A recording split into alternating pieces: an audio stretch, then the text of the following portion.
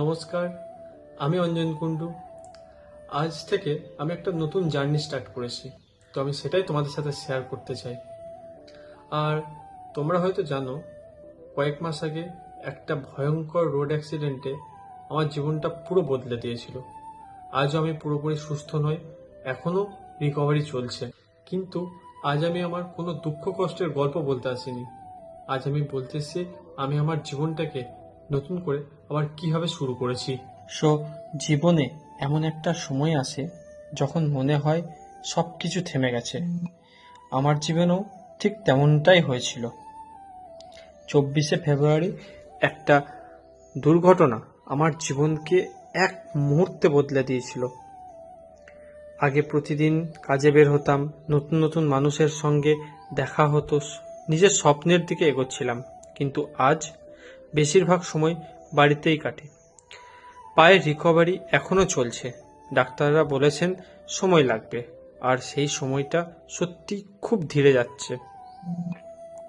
অনেক দিন এমনও গেছে যখন মনে হয়েছে আমি যেন অন্যদের থেকে অনেকটা পিছিয়ে পড়েছি।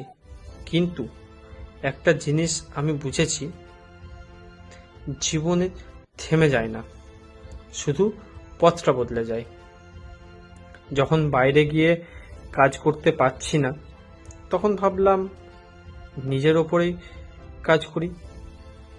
তাই আমি এখন একটা নতুন অনলাইন প্ল্যাটফর্মে নিজের স্কিল ডেভেলপ করার যাত্রা শুরু করেছি। আমি জানি আজই হয়তো বড় কোনো সাফল্য আসবে না, কিন্তু প্রতিদিন একটু একটু করে শেখা হয়তো একদিন পুরো জীবনটাই বদলে দিতে পারে আমার। এই ভিডিওটা শুধু আমার গল্প বলার জন্য আমি বলিনি। যারা আজ কোনো কারণে আটকে আছেন, যেমন অসুস্থতা, ব্যর্থতা, চাকরি না পাওয়া বা জীবনের অন্য কোনো কঠিন সময়ের মধ্যে দিয়ে যাচ্ছেন, বা যারা হাউসওয়াইফ আছেন, 2 বাচ্চার মা আছেন, কিছু করার ইচ্ছা আছে, তাদের শুধু একটা কথাই আমি বলতে চাই, নিজেকে কখনো শেষ ভেবো না।